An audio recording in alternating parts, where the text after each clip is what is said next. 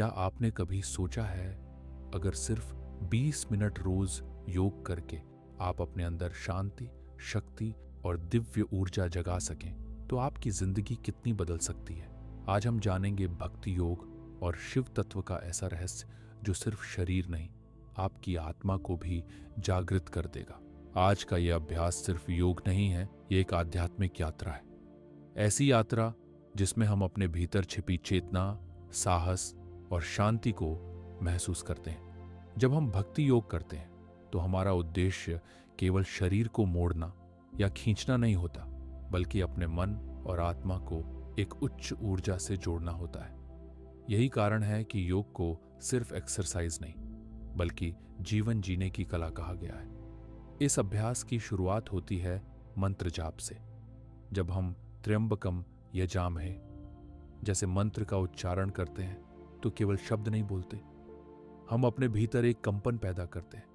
ये कंपन हमारे मन के डर, चिंता और अशांति को धीरे धीरे कम करने लगता है। श्वास अंदर लेना, बाहर छोड़ना, यही सबसे पहला कदम है मन को स्थिर करने का। यहीं से भक्ति योग की असली शुरुआत होती है। इसके बाद शरीर की तैयारी के लिए दंडासन किया जाता है। दोनों पैरों को सीधा रखना, ये देखने में सरल लगता है, लेकिन इसका असर गहरा होता है। यह आसन हमें सिखाता है कि स्थिर बैठना भी एक साधना है। जब शरीर स्थिर होता है तब मन भी धीरे धीरे शांत होने लगता है। आज की भागदौड़ भरी जिंदगी में यही स्थिरता सबसे बड़ी ताकत बन सकती है। फिर आता है पश्चिम उत्तानासन। जब हम आगे झुकते हैं तो यह केवल शरीर का झुकना नहीं होता, बल्कि अहंकार का भी झुकना होता है। यह आसन हमें विनम्र बनाता है, धरती से जोड़ता है और सिखाता है कि जितना हम झुकेंगे उतना ही जीवन में आगे बढ़ेंगे। इसके विपरीत पूर्व तानासन हमें उठने की प्रेरणा देता है। यह बताता है कि झुकने के बाद उठना भी जरूरी है। यही जीवन का संतुलन है, विनम्रता और आत्मविश्वास दोनों साथ। अधोमुख और ऊर्ध्वमुख आसनों में श्वास का विशेष महत्व होता है। जब हम नीचे झुकते हैं तो भीतर की थकान बाहर निकलती है। जब ऊपर उठते हैं तो नई ऊर्जा प्रवेश करती है। यह सिर्फ शारीरिक क्रिया नहीं, बल्कि जीवन का प्रतीक है। कभी हम नीचे गिरते हैं, कभी ऊपर उठते हैं, और यही चक्र हमें मजबूत बनाता है। वक्रासन हमें सिखाता है कि जीवन में लचीलापन कितना जरूरी है। जब हम शरीर को मोड़ते हैं तो रीढ़ की हड्डी ही नहीं, हमारी सोच भी लचीली होती है। हम समझते हैं कि हर परिस्थिति को एक ही नजर से नहीं देखना चाहिए। अलग अलग कोण से देखने पर समाधान भी बदल जाते हैं। इसके बाद वीरभद्रासन आता है।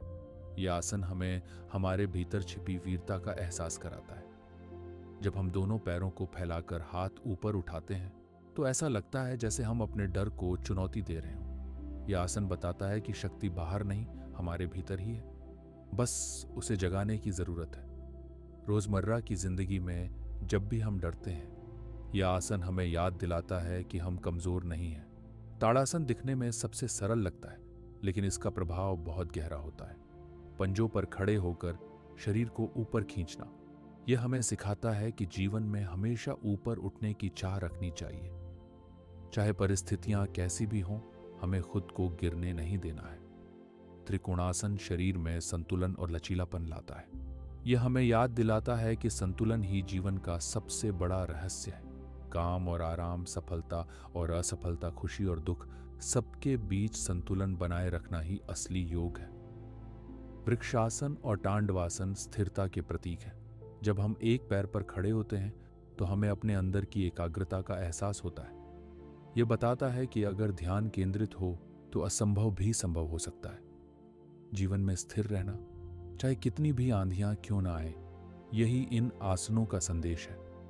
भुजंगासन, सलभासन और धनुरासन शरीर की शक्ति को जागृत करते हैं। जब हम जमीन से उठते हैं तो ऐसा लगता है जैसे हम अपनी सीमाओं से ऊपर उठ रहे हों। यह आसन हमें बताता है कि हम जितना सोचते हैं उससे कहीं ज्यादा मजबूत है। हमारी रीढ़ सीधी होती है, छाती खुलती है और आत्मविश्वास बढ़ता है। अंत में सबसे महत्वपूर्ण संदेश यही है, योग केवल शरीर को फिट करने का साधन नहीं, बल्कि जीवन को संतुलित करने का मार्ग है। जब हम रोज कुछ मिनट भी इन आसनों का अभ्यास करते हैं तो धीरे धीरे हमारे भीतर शांति, शक्ति और जागरूकता का जन्म होता है। याद रखिए, असली परिवर्तन बाहर नहीं, अंदर से शुरू होता है। जब मन शांत, श्वास नियंत्रित और शरीर स्थिर होता है, तभी जीवन सच में सुंदर बनता है।